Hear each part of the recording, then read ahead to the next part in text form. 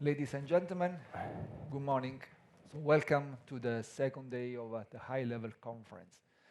So I think that yesterday we had a nice overview of what uh, we have accomplished in the terms of developing regulatory framework in Europe in the last 5 years, but also we saw that there are still some challenges ahead, and there is still a long journey in front of us.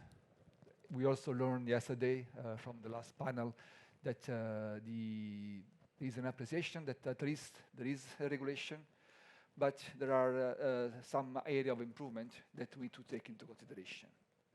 So today we are having a number of technical workshops on those topics that we think are the most pressing.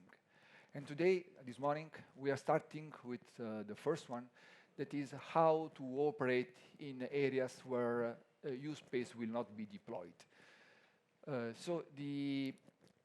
We heard yesterday that the use space regulation has been already approved, and actually since January the use space became applicable. But it will take some time until the use space will be deployed, and we are not sure if then the use space will be deployed in all European airspace. So still will be area where use space will not be deployed. So how we can conduct operation in those areas where use space is not deployed? This is the question that today we are trying to address. This moment, we may have different solutions. We don't have one solution at fitting all. So we know that most of operations are conducted using segregated area, but this comes with some challenges because it's not easy also for the authorities to segregate the area dedicated only for that operation, and also is not what we want. We want to try to integrate drones. And so we are going to discuss with, how you can see, a number of skilled panelists these topics. But I would like to have interaction with all of you. So my role today will be here mostly to take notes, to receive inputs, and to see how we can improve the regulatory framework to simplify things and kind of BVLOS operations. So let's see which one are the panelists that we have today. So we have Stefan Voburg, that is the EAS drone project manager working for the space, and he was the one that. So can you hear me well? Okay, so sometime. So can you hear me? Okay. So the Stefan is the EASA drone project manager working for the U-Space, and was the person that coordinated the activity for developing the regulation, and now you know that also the MCAGM was published. Then we have Hans-Petter Eimro.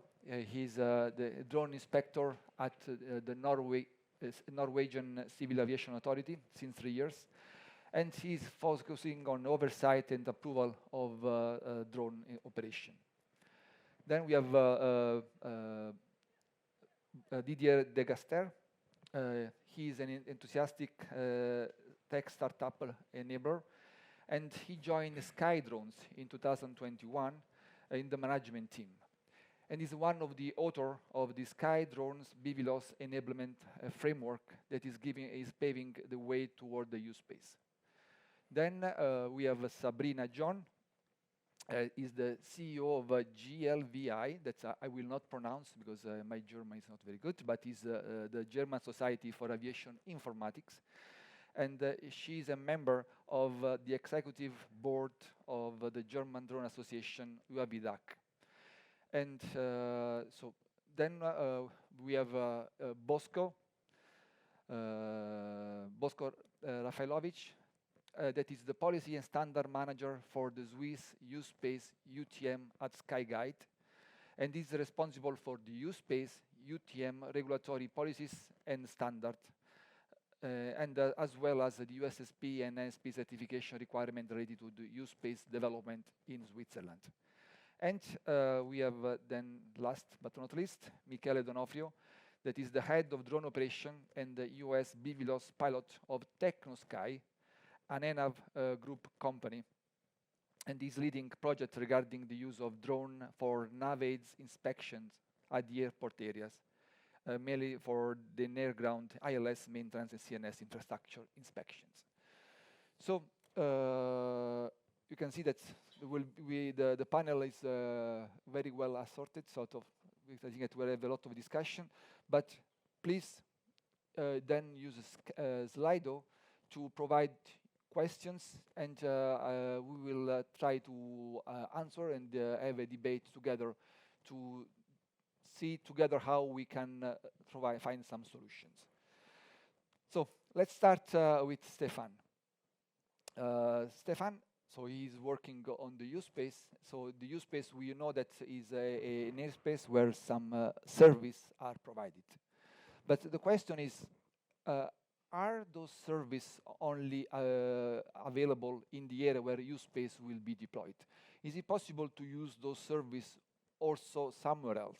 And how, using this service, we can support BVLOS operation where USpace is not deployed? Actually, yes, that's a good question, which recently popped up during the discussion through various initiatives. Initially, I don't believe it was intended in that way. However, and especially yesterday, maybe you heard several times that we need to provide an open market and vitality of the market. Plenty of organizations came to us saying, we are going to be certified for USpace. Can we look outside USpace? Could we make business outside USpace? And indeed, here there is a clear interest to use the service provided by USpace or the concept of USpace outside USpace, design it space, to help the operators. And there are at least 2 or 3 things that we can perceive as real benefits for the operators in their SORA.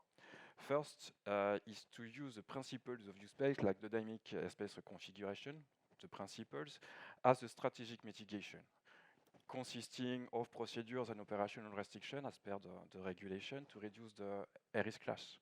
So if you can lower the AS, you ease the life of the operators in their SORA to mitigate the air risk. Then clearly for the satisfaction of the TMPRs, especially to detect the other traffics, 50%, 90%, or depending of the air risk class, we have the traffic service information, which is intended to acquire the manned traffic surrounding the airspace and to get the information, to provide the information to the operators, and to help it to have this, to complete the situational awareness. So here, clearly, this service will be an help to satisfy the TMPR. Last but not least, very interesting, in the USpace, we are requested to acquire also the drones and to see where are located the drones, where they are operating, to give some information. So it's not maybe per se asked by in the TMPR, but that's a bonus for safety. Because if the operator is also able to consolidate his situational awareness with also the drones that may operate in his vicinity, that will be bonus for safety, a clear benefits. Ultimately, the USSP are certified, so there is no question on the robustness of the TMPR. This is achieved by the certification, so we can trust the information. So we believe that all this information will certainly be interesting, to not say extremely beneficial for the operators in their SORA. Oh, thank you. So we will be able to use some of the service also outside of the USpace. Then Hans, so you are here representing the community of civil aviation authorities, and we know that you are receiving a lot of application for conducted BVLOS operation. We know that the authorities are collaborating to discuss how we can develop some procedures, some lessons learned, some that we can help this kind of operation, BVLOS operation, where the USpace is not deployed. Can you explain what the Civil Aviation Authority community is today doing? Yes, so the authorities are currently working together in a technical advisory body, or a TAB, that's been established by EASA. And the TAB has established a few task forces, and one of them is the Air Risk Task Force, which is being led by Nicolas Marcot from the French CAA. And if I can get my slides up on the screen. The green. Green? Yeah, there it is. So this air risk task force are currently focusing on this type of operation.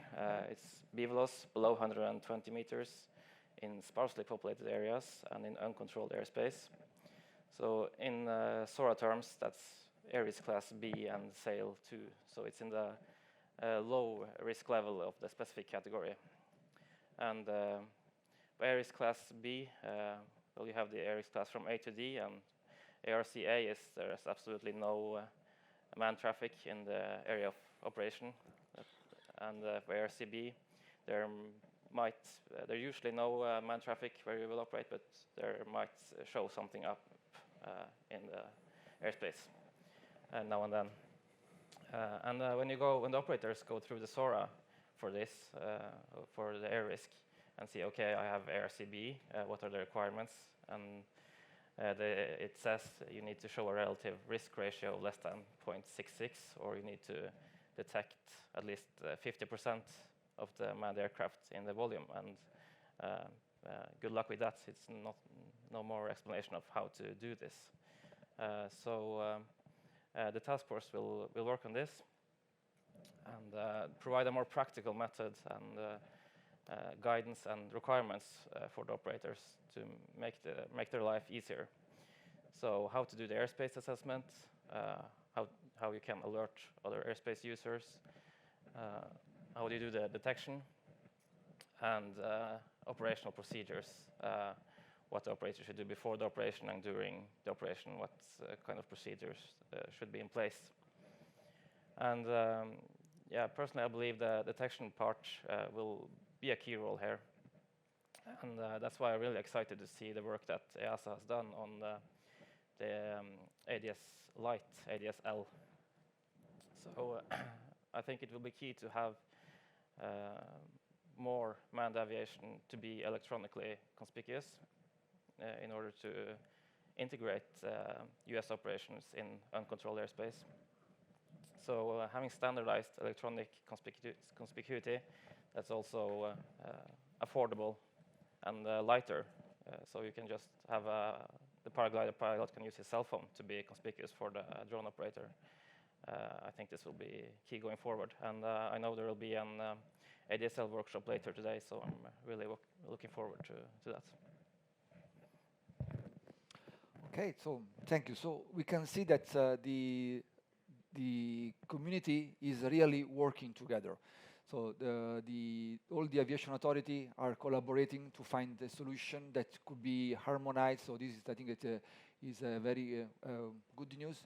But so I think that we need to also continue our collaboration with all the operators to receive inputs and try to find together good solutions. So then we see that the biggest problem is how to have the identification of the level of risk.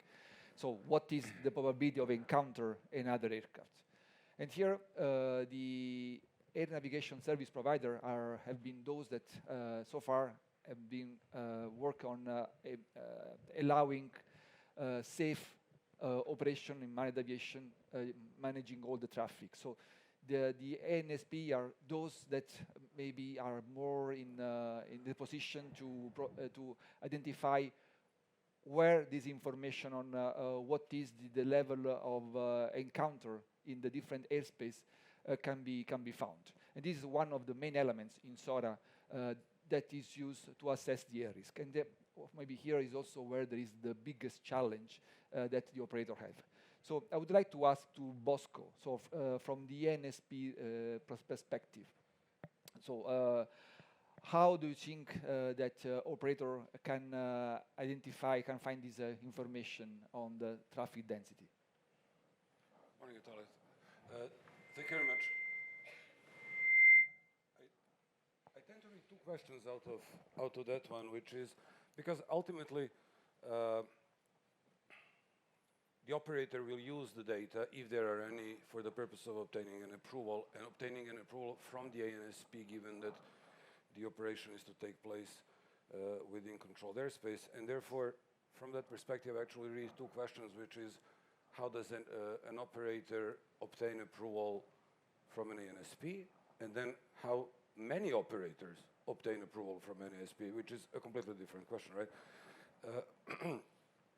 And then looking into the first part of the question, I need to highlight that ANSPs today provide air traffic services indeed, however, to aircraft that comply with the rules of the air, right? So there is a very tightly interwoven system of rules of the air traffic services, competencies of many people involved in it, and then rules, procedures, and standards.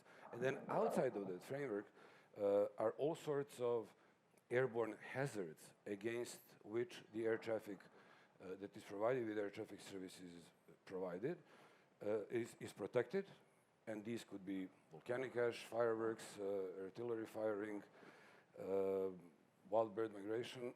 And as funny as it sounds, but today in the ANSP, when we are encountered with a request for an approval from UAS operator, we ask ourselves, okay, what makes this one different from a volcanic ash cloud? Or what makes this one different? That's the scale of the question we are asking ourselves, because it doesn't obviously fit into the air traffic services paradigm and compliance with the rules of the air. And where does it fit then, right? And with such a question, the data on traffic density doesn't really help a lot, because it doesn't help on the matter of obtaining ANSP's approval, right? It may help on other things, such as maybe demonstrating the risk class, for example, but that's still holding short of an approval element. For the purpose of approval, we as an ANSP actually have to go one step further, which is to know the attributes of the flying object itself, right? We need to know the performance capabilities of the UAS itself, navigational accuracy, vertical, horizontal, communication capabilities, surveillance capabilities.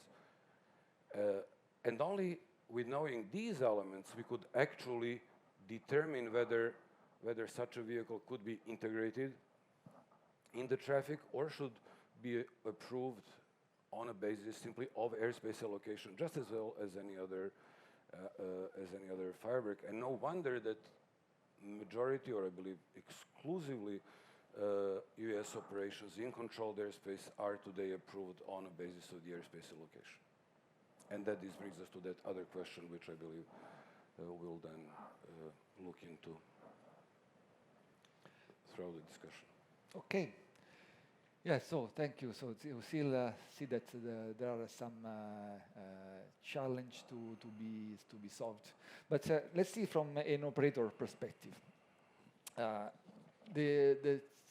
The thing that I like also in this job that I have here in EASA is that I'm interfacing with a lot of very smart operators, and sometimes most of the time, we are receiving some inputs from operator showing that the European industry is really very active, is really proposing a lot of very smart solutions. So let's see now from the operator side. Let's start with Sabrina. So at this moment, the most challenging operation are those in uncontrolled airspace, because there where we don't know how to detect the other manned traffic. So, from your point of view, so what is your suggestion? What is your experience so far? Yeah. Thank you for the question. First of all, I think we can agree on one fact that the coverage of radar systems is above a certain height very good, but below it's not. There are blind spots, and the question here is how can we gain more information below a certain height of, for instance, 500 feet. And the idea here is to have a look around you, and there is no one size fits all solution, but there might be several solutions where you can, which you can proceed in order to gain the information you need. And so we know that at a certain height we have the information from ANSPs, but below where drone traffic will take place in the future, in I hope more we will see more operations coming up. There might be a good solution, but we'll see. In Germany, we have in rural environments or in rural areas a lot of wind turbines. And these wind turbines are equipped with red signal lights, and they flash at night. So then that pilots who fly at night can see these air traffic obstacles. But these flashing might have a disturbing effects on residents. So in Germany, there is a regulation in place which says all air traffic obstacles, all wind turbines, and more importantly their signal lights shall be switched off by default. And when an aircraft approaches, the signal light shall be switched on. And they didn't tell the providers of these kind of systems how to do it. So in the end, we have around 5 to 6 operators or providers of these kind of services, and we have different solutions in place. And the thing here is, many of them work with transponder information from the aircraft. So at night, you have to switch on your transponder in order to be seen electronically.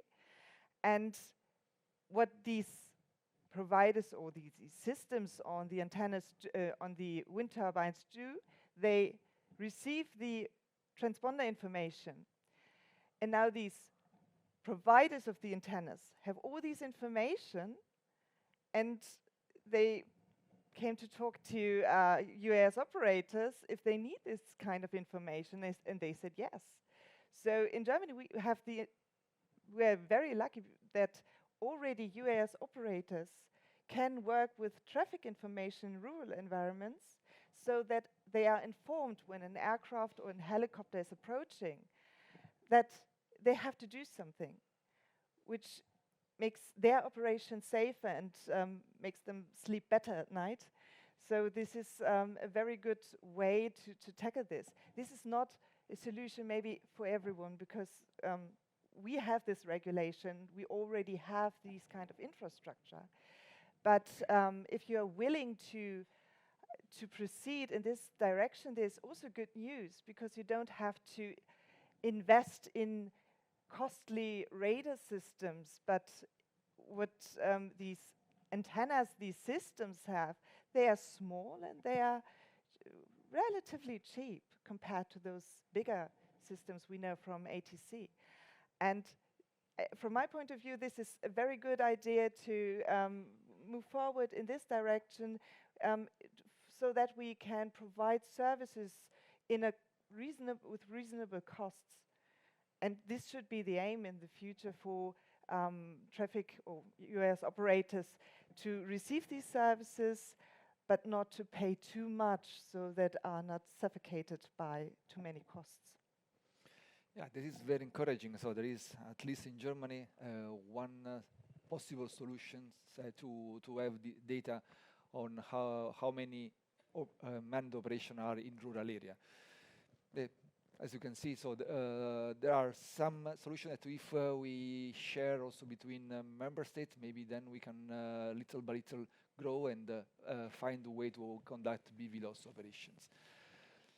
Let's see another example. So with Michele, so your company is conducting what is considered, I think, the most dangerous operation. So to conduct BVLOS operation in airport environments, and today I think that they are conducted when the airport is closed. But the aim is to not interrupt the airport operation during the operation that you are conducting. So if you can provide some insight on your operation, and also what are the challenges, and if there is any proposal, any solution.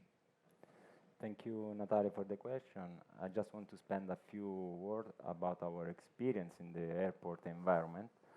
We are performing drone operation in the airport area mainly for ILS ground inspection since 2017. The idea was born in 2014, and we create a working group together with the Italian NSP and the CAA with the main objective to use the drone for innovative maintenance such as the ILS ground inspection, VOR inspection, and so on. We spent 2 years on field trials testing our solution at Brescia and Forlì Airport in Italy, operating in visual line of sight and the extended visual line of sight condition. A few months later, in 2020, we started the operation at Turin Airport, but before obtaining the operational authorization by our CAA, according to the European regulation, we submit our application. We developed a SORA, risk assessment related to the SORA methodology, and the easiest way was to, of course, close the airport, so fall into an atypical airspace, Arc A, reaching the lower risk, so SAIL 1.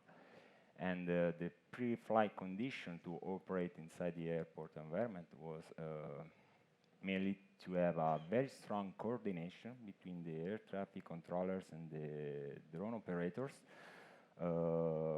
the flight procedures, the flight mission has been agreed between ATC and drone team, also the time slot, and all the airport stakeholders need to be must be informed about the drone activities, and this was done through a specific operational procedure that was included and attached inside the local airport manual in Turin. In July 2020, we achieved a very important operational authorization released by CA to operate for the first time in BVLOS condition. And 8-10 months later, in July 2022, last year, we achieved a very important authorization of type generic according the decision as I issued last February in 2022, and this allows us nowadays to operate in all European member states single runway equipped with ILS Cat3. But the next challenge to face is if you want to operate in other Italian airports with multi-runway, such as, for example, Milano Malpensa or Fiumicino Airport, where of course we are not allowed to close all the airport because we just need to inspect one runway, and so the other runway can remain active. What kind of strategical and tactical mitigation can be applied, can be accepted by the CAA, by or the business aviation community to allow us to operate in a multi-runway airport, where of course the air risk class is not at the minimum level anymore, is not Arc A, so we fall within the Arc D, and so we had to identify together a very strong, not only strategy, but of course tactical mitigation. So some idea could be, for example, to use an ADS-B out on board the drone to increase the situational awareness for all the actors, for the air traffic controllers, and to make stronger the coordination, the competencies of the pilots, of the crew members. And another challenge would be how, because now for ILS inspection we are performing inspection at night time, so when the air traffic is lower. But over the last few months, several Italian management airport company has requiring us other possible business use case inside the airport, such as, for example, the inspection of the runway, FOD inspection, AGL inspection, airport perimeter surveillance. So all these activities are not performed weekly, but daily, very frequent in the airport. And even in a case of a single runway airport, how these kind of activities can be accepted, because we cannot imagine to close 4 or 5 times a day a single runway airport to allow, the airport perimeter surveillance by using the drone. So there are many challenges ahead to obtain, future operation authorization released by CA in a multi-runway airport. And in this case, we have to identify together which could be the mitigation, the guidance material, the accepted means of compliance, to allow, this kind of operation in all Italian and not only in Italy, in all European member state airports, single and multi-runway airport.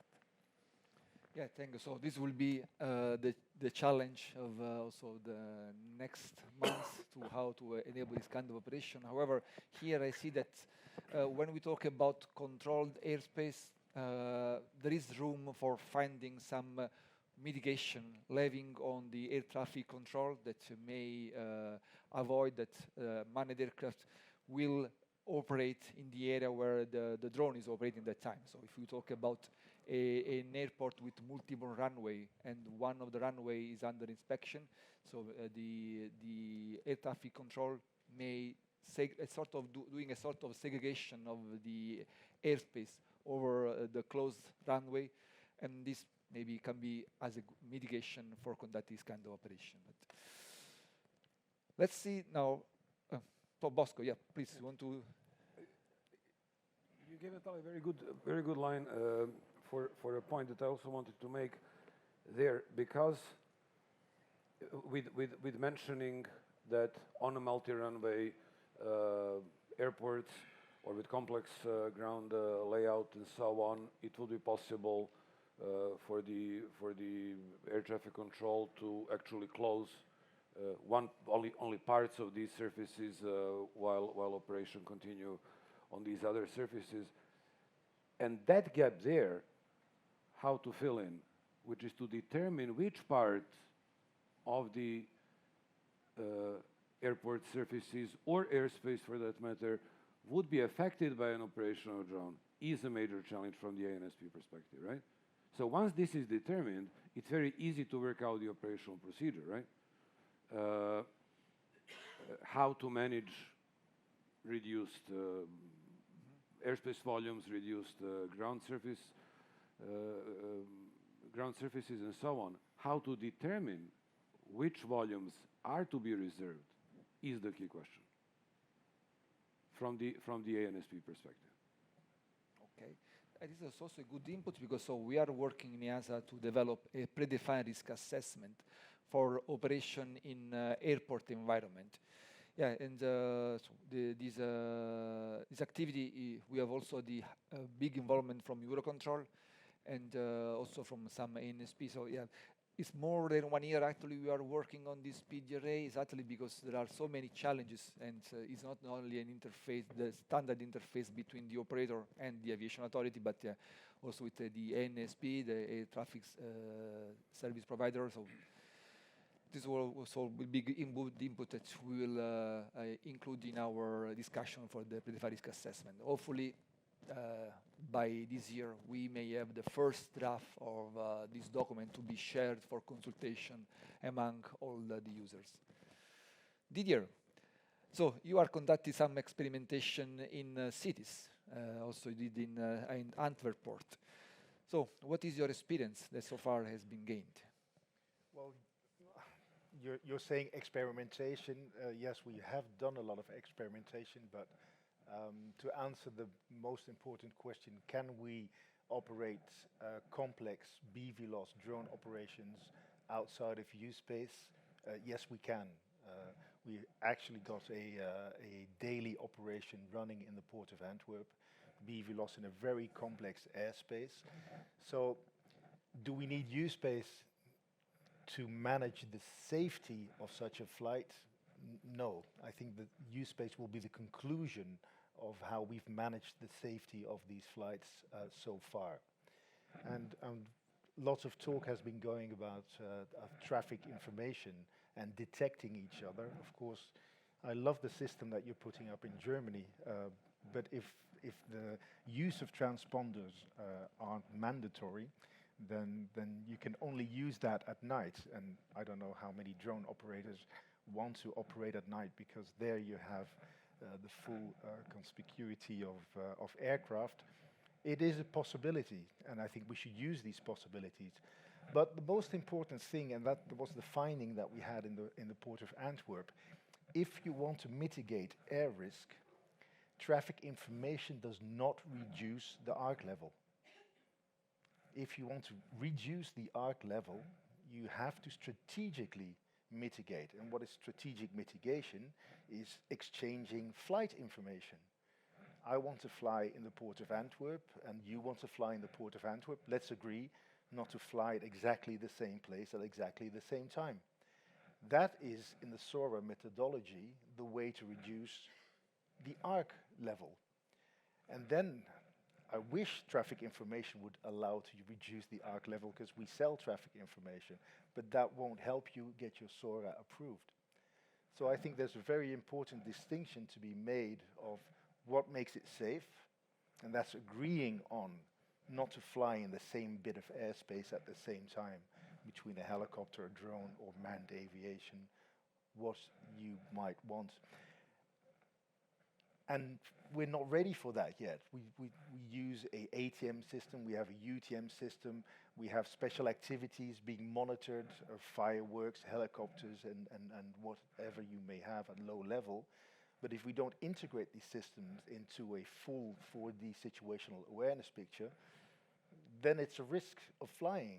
If people don't share their flight intentions beforehand, how can I then mitigate that risk?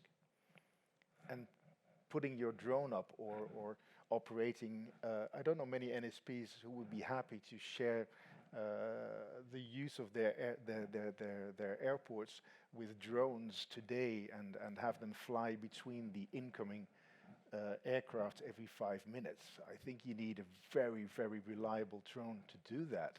It's not just a question of strategically mitigating that risk. You need to have the confidence that such a drone is capable of flying between, well, you have a window of 5 minutes or 3 minutes between landing aircraft. How are you going to take the risk of the 300, 400 people on board of just doing an ILS checkup between two flights? We have to think of what makes such an operation safe.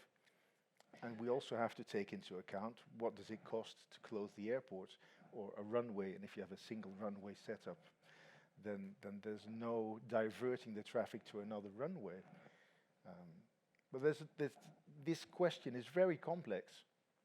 But the SORA methodology provides answers, and we have tools, and we've put those tools together that exist already, and we've created a situation. The Port of Antwerp is a ARC-C environment, but there's two private airports. There's a heliport. There's a CTR overlapping that airspace.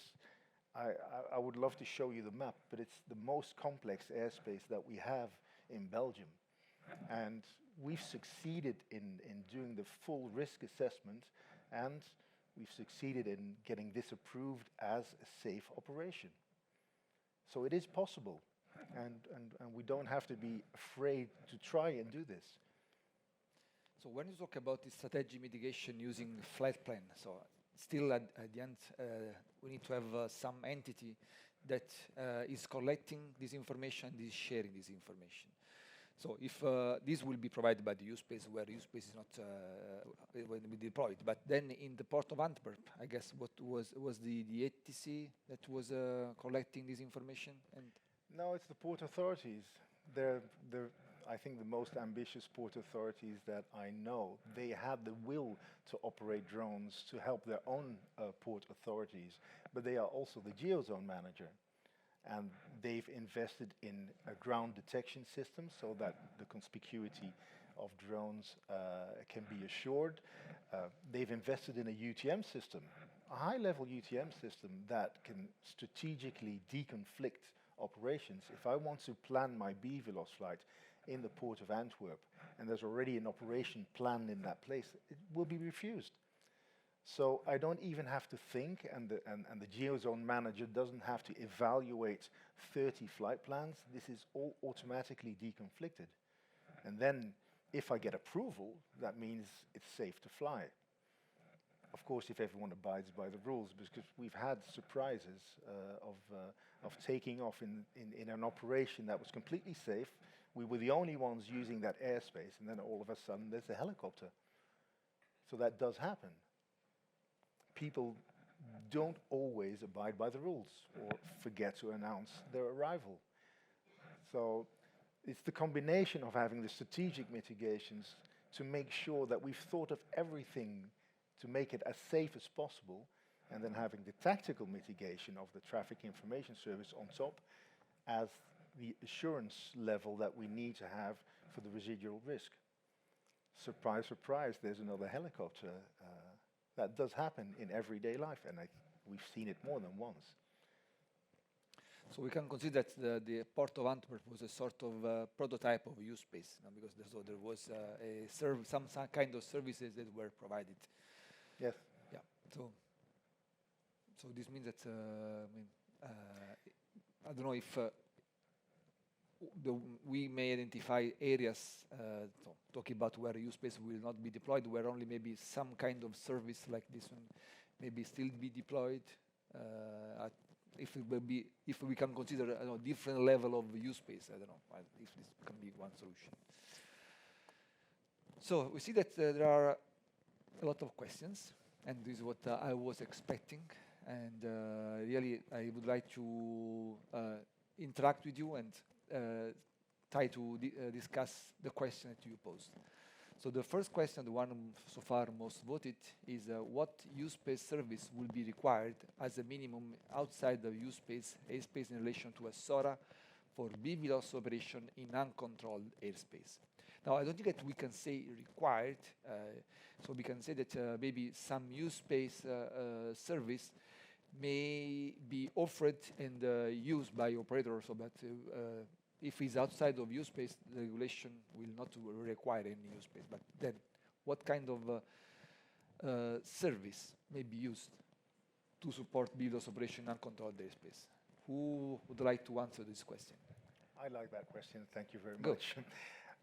What services are required? Well, it depends. If you're outside of controlled airspace in an ARC-C environment, then you need flight authorization or flight planning to strategically go down to ARC-B. You can't mitigate that risk from ARC-C to ARC-B unless you're doing strategic mitigation. Strategic mitigation is the flight authorization. Do you need a geozone? Do you need... You can't just force people to introduce their flight plans outside of controlled airspace and outside of a geozone. That doesn't work.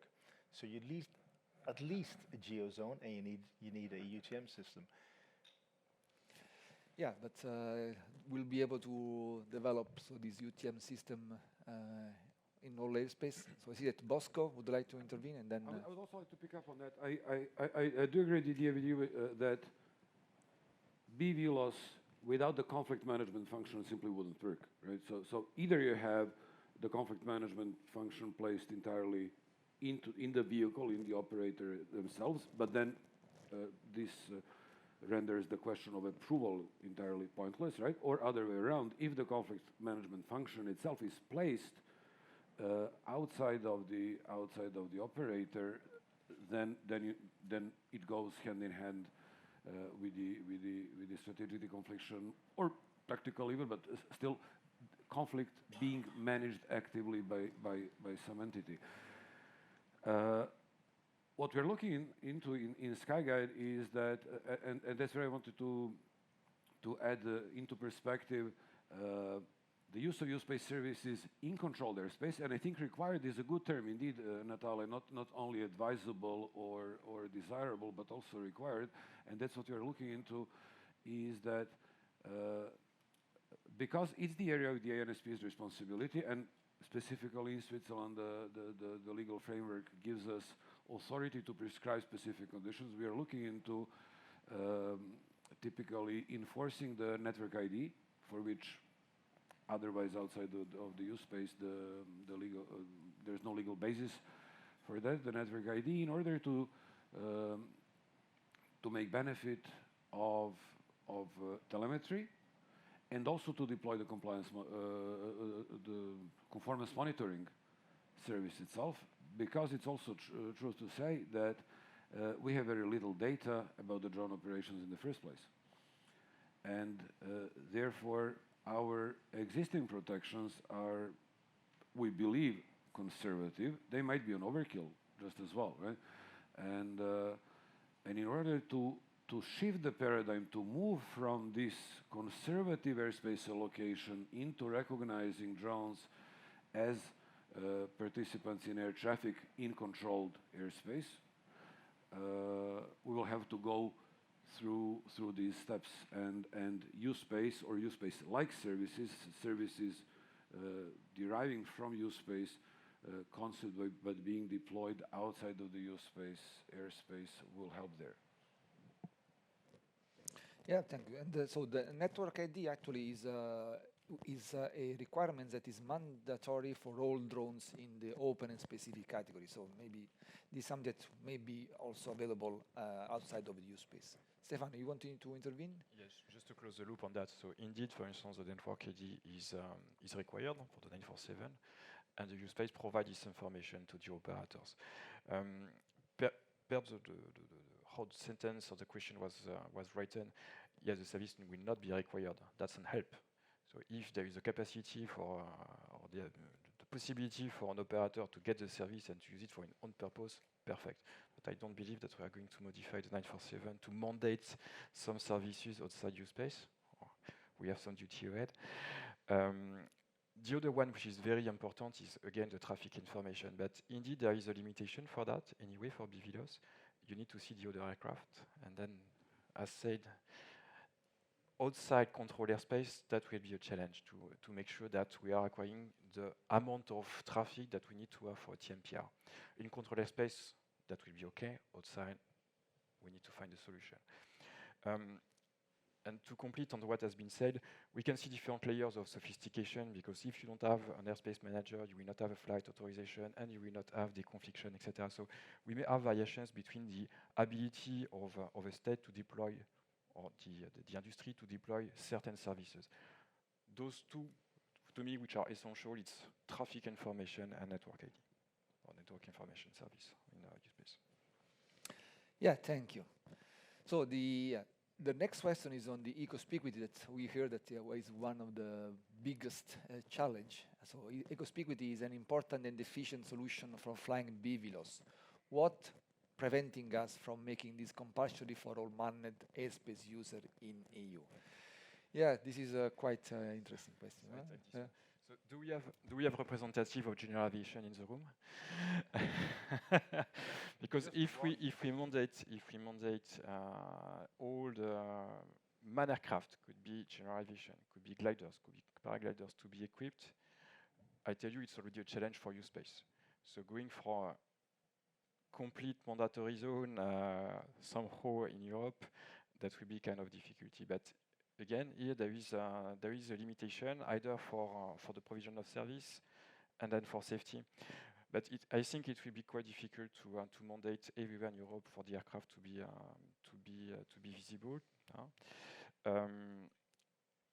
I think the question needs to be pushed back to DG Move and to see what they could think. And to see if there is a benefit first for safety, and then to see to which extent we can go to enforcement of this solution, whatever it is, over Europe in all kind of airspace, class of airspace, especially then Class G. Yeah. So I guess the main issue will be cost for general aviation, but I think that later we will have another workshop that is actually on eco-speaquity, and you know that EASA already publish documentation on other form of eco-speaquity. So the technology today is improving and is helping to provide something at a lower cost. Then we can see also in the next panels how this may be used. Please. I would like to add to that. The one thing is, yes, it's not mandatory, especially in airspace class Golf, to have your transponders switched on. But from my perspective, and when I talk to pilots from manned aviation, I always say, well, isn't safety a good incentive to switch on your transponders? And most of them say, well, yeah, sure, yes, it is. Because drones are there and they will stay there. And so that we can share this common airspace, we have to know from each other. We have to know each other's position in order to maintain safety, which is in all our interests. So please switch on your transponders. It would be wonderful if we lived in a world where it was conspicuous, but manned aviation has right of way. They don't have the perception of a risk. Well, if they fly into a big drone, they will change their opinion on that, but that's not happening today. And why should they do anything? Because they don't have they have the right of way. It's for the drones to make sure that we avoid them. And if we can't find what's in it for them that is so powerful that they want this to be conspicuous, then it's not going to happen by itself. A paraglider, a motorized paraglider, is not going to carry around an ADS-B device because he's been flying around like this all the time. He's free as a bird. That's why he started this sport. So we need to get into a discussion with them and find the what's in it for them. Yeah, but I will invite to participate to the workshop later, because I think that we can see that there are also other solutions today. Today, also with the mobile phone, you can provide your position. Now we need to understand the reliability. So there are things, are challenges to be solved, but yeah, for sure, ADS-B for glider is not the solution, but maybe it can be other solutions that are already available to everybody. All of us, we have a cell phone. Maybe we can find other solutions. Okay. Let's see, next. Currently, the operator carries full responsibility and liability.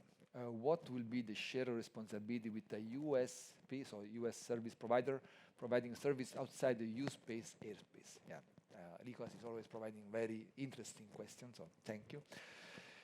Yeah, so I think that the liability today is defined by the regulation only in area where U-space will be. Exactly, so right.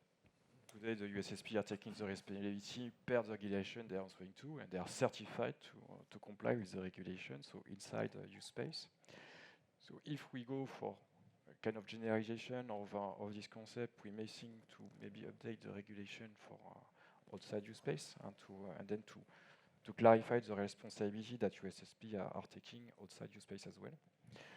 However, if we know that those kind of situations may happen, and that some organizations, also USSP, will provide service outside U-space, in the frame of discussion that the competent authorities have with their own organizations, we have a topic about liability, and we may discuss to see what are the boundaries for liability, if they are covered or not, or this kind of situation. But it's a kind of gray area here, which is not anticipated per the regulation. That's clear today. Yep, thank you. I think there is another question for you. Why would there be an high risk? Okay, now an high risk mitigation benefit outside of U-space? Unless there will. So let's start again. Why would there be an high risk mitigation? Thank you, adopt. Why there would be an high risk mitigation benefit outside the U-space unless there would also be an eco-speaquity requirements for crewed aircraft? Yes, actually, yes, we have answered. The aircraft needs to be conspicuous. If we want to properly mitigate the risk, they need to be visible. That's clear. And today, yes, there are some areas where we are not sure that all the manned aircraft or the crewed aircraft, as per the questions, will be visible. It's not mandatory. But I got the point, and I totally agree with what has been said by Sabrina. The good incentive when you are flying outside your space is your life, to save your life. In that case, be equipped, be visible, because that's how you are going to preserve yourself. Yeah, so maybe we need to also more discussion with the general aviation, and drones are a new actor. So we know that at the end technology is evolving, and when there is a new player, everything should accommodate, should evolve in order to still ensure safety. And then, if this will mean that the general aviation will require to have some kind of possibly cheap solution for become conspicuous, maybe this will be also good for them. Let's go to the next question. Military and police aircraft conduct low-level operation where requirements dictate no positional information or flight plan is submitted. How is this addressed? Now, I think that this is the case also today. No, it's not only something because of drone. So maybe Bosco, do you have any insight here? So today, we already have manned military and police operation that for some reason they need to be also covered. Not only, we are actually, we pay in Switzerland a lot of attention to this family of operations. We call them blue light there, right? Just to group them under one single label. And for us, they are in particular sensitive topic when it comes to dynamic airspace configuration, because the initial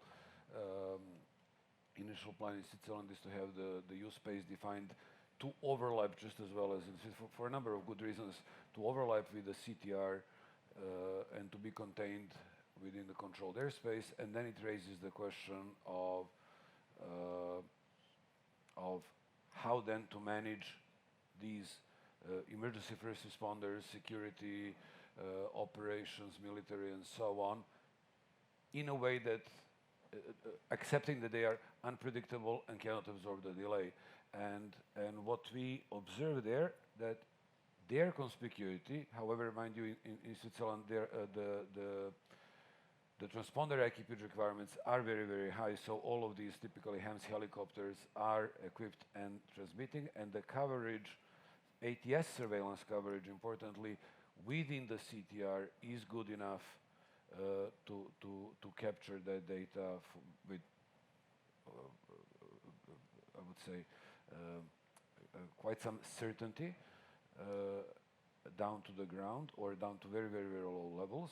And we read from there that already the possibility to generate traffic information, or actually to share the ATS surveillance data with the USSPs, out of which they would generate then the traffic information, is an improvement compared to today. So I like you mentioning it's happening already today. So and that's a message we keep on repeating as well. The low-level operations, helicopter in particular, helicopter operations are not happening today in a sterile environment with regards to drone. It's our only barrier today is actually ignorance, and therefore use space or use space derived services in controlled airspace will actually help us improve safety there.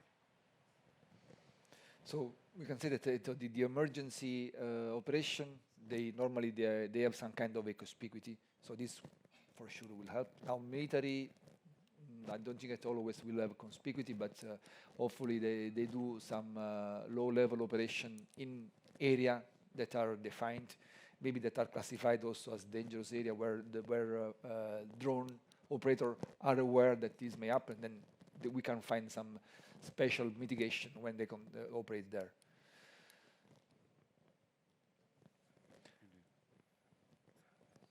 Next, the rule of the air, the SORA, applies to UAS.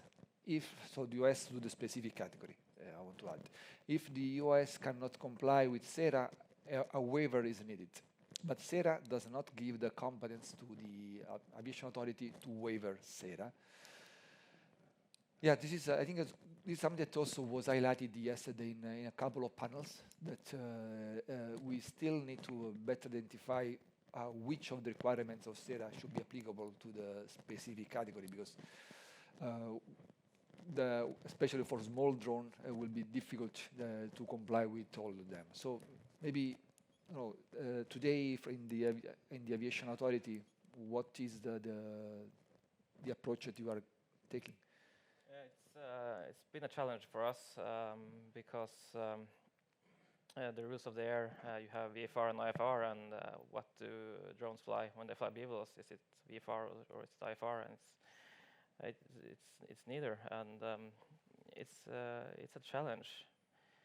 And in Norway, we're having a practical approach to this, and we could say you can't comply with SERA, you are grounded, but instead we try to help the operators mitigate the risk as much as possible and see that it's safe to fly, and let them try it out and get some experience and see how we can develop the rules and how the rules should be changed.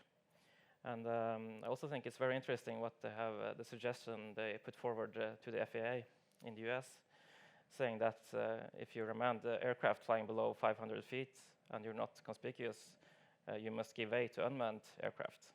But if you are conspicuous flying below 500 feet, the unmanned aircraft must give way to you. So maybe we should look into that here as well. I don't know. Yeah, that's also a good point. Maybe as another way to not impose to general aviation to be conspicuous, but to highly suggest, let's say. Okay. And also, so in EASA, we have a working group that is defining a gap analysis, so of SERA, to identify what should be the requirements applicable to drone operation in the specific category of SERA, and what should be instead waived. So also this one is something that soon we may provide some answers. So we have a long list of activities to do, actually. The next question: does EASA intend to perform oversight and audits on UTM service provided outside the U-space by auditing the member states, or will be this a national concern? So I take. Yeah. I take this one. So few clarifications. There is plenty of things on the question. So today, first again, similarly to the answer to the liability and responsibility, all the framework the regulatory firm may need to be adjusted and may encompass some requirements on oversight, potentially certification, we don't know, to make that thing happen from a legal perspective first. Then what do we do between member state and EASA? So it's not a matter of outside, inside U-space or this kind of thing. Per the regulation, the competent authorities make the oversight. And we have two big cases. Either the competent authority is the member state, so by default that's member state, or EASA. So EASA, we are also playing the role of competent authorities for the non-European organization, what we call third country operations. So we can do as EASA oversight of our own organization. A national organization, for instance in France, will be audited by the competent authority of France, same thing in Germany. And what we do to ensure harmonization over the member state, we audit the member state, that's the name is standardization. So we control the member state in the way they are applying the regulation and what they are doing for their own organization. So for instance, Nathalie is part of a standardization audit. So we have different levels Oh. Yeah. It's off. So another question.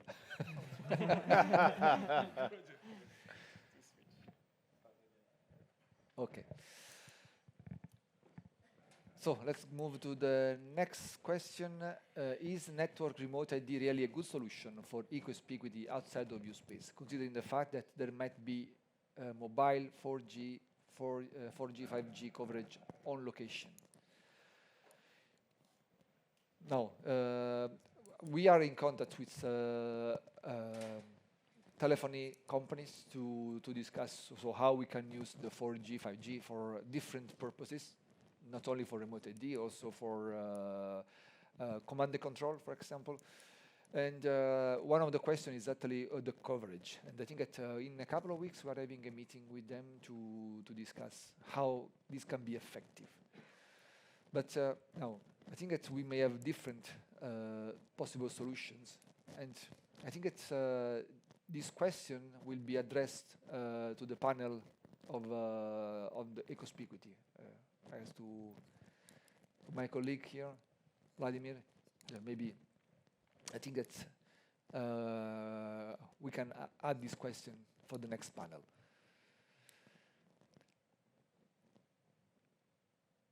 So I see that ecospicuity is, for sure, the most important topic. Instead of what is in it for them, ecospicuity, should it be exactly the role of EASA and for solution working towards safe and fair use of airspace?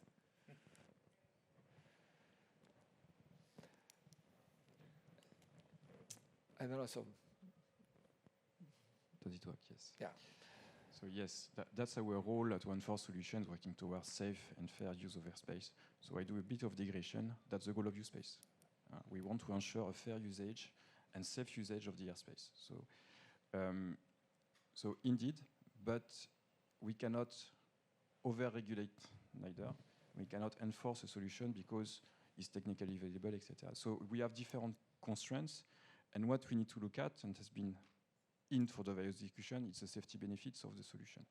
So for sure, if there is a clear safety benefits, and by the way, econspicuity is not a use space concept. It's come from the general aviation world in order to reduce the mid-air collisions. So we are the first customers, but we are not at the origin of the concept. So I want to remind that because, yes, indeed, we have various initiatives in EASA promoted by different threats.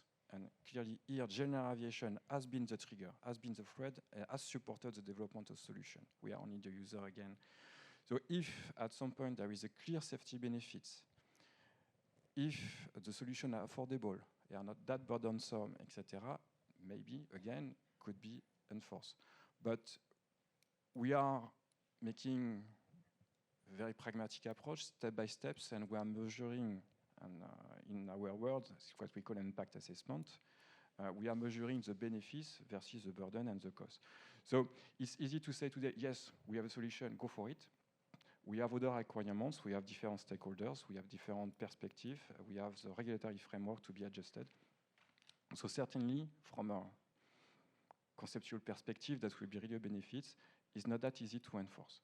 I look at my colleague, which will participate to the ADSL meeting this afternoon. That could be also something that could be explained this afternoon. But yes, the things are on the way. There are other initiatives, and at some point in time, that may be generalized. Okay.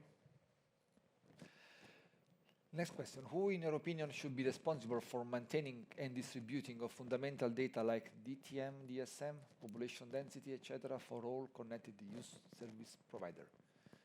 Who would like to answer this question? Maybe I think it's still you, Stefan.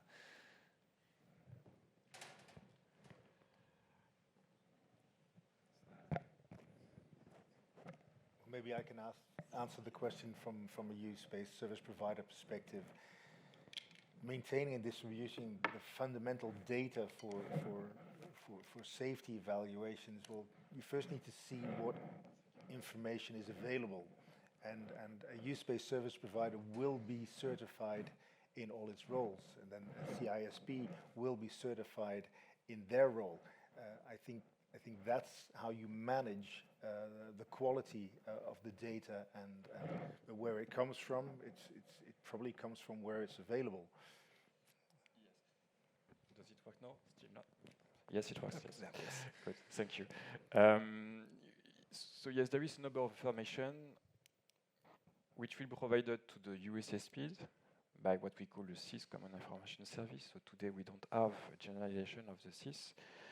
But not all the data are present. For instance, population density, we don't have the data. So we have to find another way to provide information to the operators. But some important data, for instance, with regard to the restriction in the airspace, some geozones which may be added in the airspace, that could be also a benefit for the operators to get information from the USSP. There is an interest, yeah, yes, at least for awareness. Yeah, for the population density data, I want to add that we are in contact with several companies on different sectors because the information is there. You know that when you want to go from A to B with your car, you know that there is a traffic jam somewhere, and you know that normally there is the level of traffic upon the historical data day by day. So the information is there, and what we would like to identify is what should be the minimum requirement for a service that may be provided by companies in terms of historical data of population density using dynamic population density, and then the actual data of population density on the time of when the operation takes place. Next, so currently the burden of proof of visibility of manned aviation lies by the drone operator. Will this be diverted to the USSP service provider or the air navigation service provider or even CAA outside the U-space?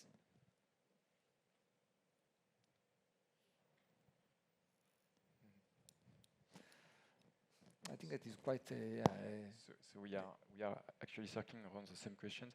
So first, we need to have the technical means to acquire and to see the man aircraft, whatever they are. For the proof of visibility,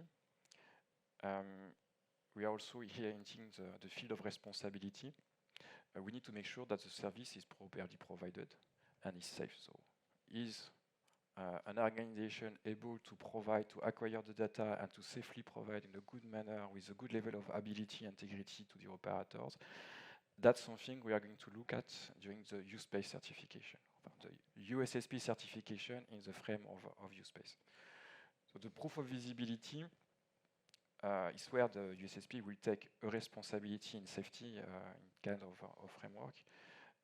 Certainly will be demonstrated or should be demonstrated in the frame of the initial certification, because this is something what we are going to see during the USpace certification. I complete. In the framework, especially in controlled airspace, is still the responsibility of the ATM ANS, generally speaking, to provide the information to the USSPs. So for instance, if you have an SB out, it will not go directly to USSP, it goes through the conventional ATM services. And the responsibility is not impacted. Please, Bosco. With the caveat that, and that's challenge we encounter in Skyguide, right? For the use-based service provision, we will provide ATS surveillance data as is, right? So, and therefore, so we have the obligation, and we are very, very keen on fulfilling that obligation, but that would not translate into improving the ATS surveillance coverage, typically coverage, right?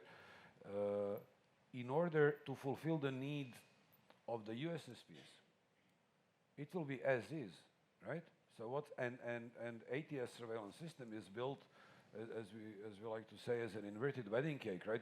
It's going up. It's not looking and stretching horizontally out at very low levels. Therefore, the availability of ATS surveillance data in controlled airspace for the use by the USSPs will not necessarily be the guarantee that every manned aircraft at any point will be electronically conspicuous. That's and I fully agree with Stefan. That's the matter of certification on one hand. On the other hand, I believe also specific use space air risk assessment exercise to see. Yeah. So, thank you. So the next question, what if the USSP provider is not yet certified? Can they already provide service outside of USpace? And do you foresee additional requirements for services outside USpace? still not. Additional requirements outside use space. Yeah, I cannot answer to the question. We are already brainstorming about additional requirements in use space, so I cannot tell outside. With regard to the question about certification, not certification, this is not something I would recommend for all what has been said. We cannot guarantee then the integrity, the availability of the information. There will not be, but what will be the framework in which this organization, USSP-like, will provide information per which requirement, etc. So we don't know. So we cannot guarantee the quality and the safety of the information provided to the operators. I would not recommend to go that way. Or the operators for themselves then are taking a risk, and they will be liable if they don't have the information and they have an accident. Something I will not recommend is the values framework. USSP certified, yes, we can guarantee the data provided to the operators. And I think that will be certainly a showstopper because we cannot guarantee neither the robustness of the TMPR. I will be the competent authorities, I will challenge the robustness of the TMPR. Before the certification, Can you? Yeah. before the certification, I think the question Toby answered is can you already start providing services to drone operators? I think yes. Well, the responsibility is still with the drone operator, and he needs to submit his SORA and get approval. But does that mean that wannabe use-based service providers, which may have to wait for a year or two before they get certified, can already start providing these services? I think yes. And I think the Port of Antwerp is living proof of that happening, and that happening successfully. And I would furthermore encourage that to happen, because if you want to end up with a safe and certified use space, you need to build up some experience in the safety services.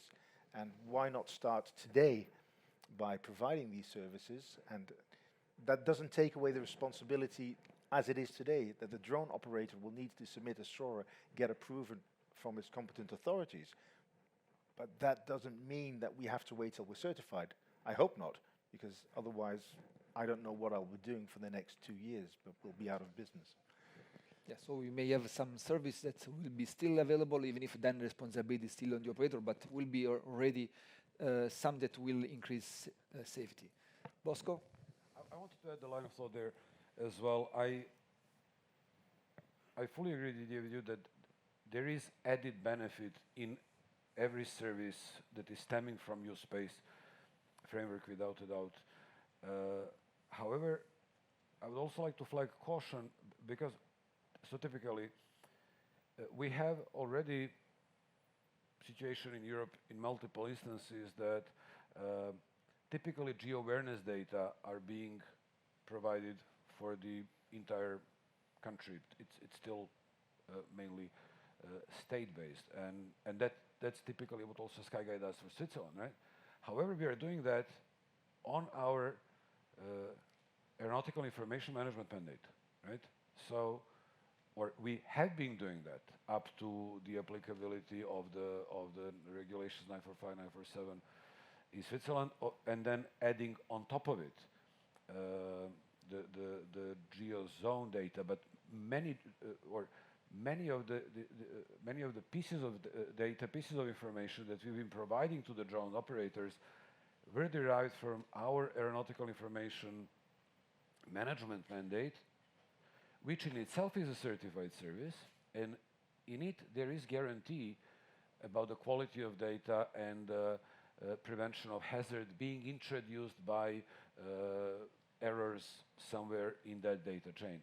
So I would still call for a caution. I don't think it should be really the open field for any organization to start disseminating data on a best effort basis, because that data provision may also introduce hazard, which for the operators may go unnoticed. Right? These people are often remote from the regulatory baseline and also remote from aviation as well. For them, it might be actually difficult to recognize and to evaluate the quality of data there. Correct me if I'm wrong, Toby, but I think we're talking about the services, the use space services that will need to be certified. Let's say traffic information, flight authorization. They are already happening in a UTM context today. And do they need to be certified? Well, eventually, yes. But does it mean we can't start using them today? I think we can. It's still up to the drone operator to provide evidence that the information that he uses is valid, is safe, and it's up to the competent authority to say, I believe your safety case, and I will give you permission to fly. But that doesn't mean that we need to hold our breath and get certified before proving the validity of the safety measures provided. And we're talking about the 4 mandatory services only. I can't imagine to think what we'll have to do if we want to start adding value-added services and needing certification for that. A safety case is made by a SORA risk assessment. It's not USpace that is dictating how the risk assessment is made. I think USpace is the end conclusion of all the risk assessments we've done beforehand. I think the origin, the Bible for USpace is the SORA risk assessment, and then the USpace is a set of services that we want to agree upon within the community, that if everyone uses these services, then we can have quicker access to this airspace. We can sleep with a clear conscience. But the SORA risk assessment has all the tools to make flying safe and to integrate drones with manned aviation in a safe way. I won't go that far, but I agree that the SORA really helps there, but that's a different question indeed. But I do agree that in the framework of specific operations, service provision is scrutinized as part of the SORA scrutiny. I do agree. The flag where I was where I wanted to raise is that if you broaden that up, then that service provision that will go throughout and to cover also the open category operations. That's where then you enter into an uncharted territory. You enter into innocent and unprotected airspace users or drone operators who will not go through that type of scrutiny and may be taking over the responsibility of which they are not aware. So, it's possible to have a microphone. There is someone in the room that would like to ask a question. So, in the meantime, the microphone is coming. So that this looks like also I think a good outcome also of this panel, because I see the benefit in already providing some services, use-based services, even if they are not certified, they are under the responsibility of the operator, and so they are still there. The operator can benefit from them, but he has the responsibility to verify that they are accurate and are safe. Then when the use-based service provider will be certified, then the burden, so the liability, will go on the other side. But we have a question here from the audience. Thanks, Natale. I totally agree that SORA should be the basis for everything here, but then we should fulfill it in the step 6, because nobody here talks about onboard detect and avoid systems. We should fulfill step 6. And it would be a second line of defense, aside of all the use-based services, to have performant onboard sense and avoid, detect and avoid systems, to help to see, and if there is not the data so clear and you're not so sure about the data, the accuracy of the data, that you have as a second line of defense, independently, performant onboard detect and avoid systems. I beg to differ. If we're already starting to pack all the possible risk mitigating measures on board a drone, most drones have a flight duration of 20 minutes and have a maximum payload of already challenging. If we have to rely on onboard risk mitigation, that would make the payload capacity of drones even less. Secondly, I haven't seen proof of evidence that onboard detection systems are more performant than ground-based. So let's have research on that. and come to a conclusion. If you want to double safety security, yes. You mitigate it strategically beforehand, and you make sure that everyone can see each other. You make sure that you don't fly in areas where other people are expected. And then once you're in flight, the detection capacity should just be a safeguard to make sure that everyone's applying by the rules and that you don't have an unexpected visitor in the airspace that you've checked beforehand and is safe for you to fly in.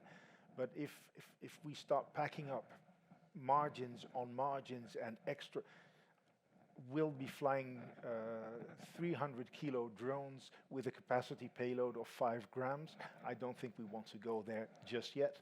And we first need to see the actual need, the gravity of an accident and the possible impact on human life or on buildings. Well, I don't know if many people have experience with fatal accidents with drones, but before we start mitigating mid-air collisions between drones and aviation, let's first do our groundwork. Let's make sure that the use case, the SORA risk assessment, is well done. Then the chances of needing an onboard detection and yeah, yes. so I think that this will be at the end our ultimate goal, to have a detect and avoid that in the future will enable full integration of drones in all kind of airspace. We know that it's still challenging because of weight, because of cost, also because of certification. So here we are trying to find solutions until we will reach acceptable detect and avoid it. We are still discussing about detect and avoid since 10, 15 years, but at this moment nothing is on the market that is considered acceptable. Weight-wise, you just need to add 2 antennas, ADS-B and ADSL, on the drone. So I think it's a good idea. Yeah, so for cooperative aircraft, yes, Yeah, then because I think that also as we discussed today, the eco-spicuity is one of the most important aspects, because maybe at the end, if all users will be conspicuous, then also the detect and avoid will be easier. But actually, we reached the end of our panel, so I think that consider that the discussion is still going on, but I think that I liked the proposal to start using services, so use space services, even if they are not certified outside of use space, on the responsibility of the operator. And we see that eco-spicuity is one of the most important aspects, especially for general aviation. And this will be a good opportunity to discuss in the follow-up workshop will be later today on this topic. And we still need then to identify procedures, especially on the conflict management and applicability of the SORA requirements. So still there is some activity from our side, from EASA side, to conduct, but we have in our to-do list. And so I would like to thank the panelists for this very nice discussion, and I suggest to give an applause to our panelists.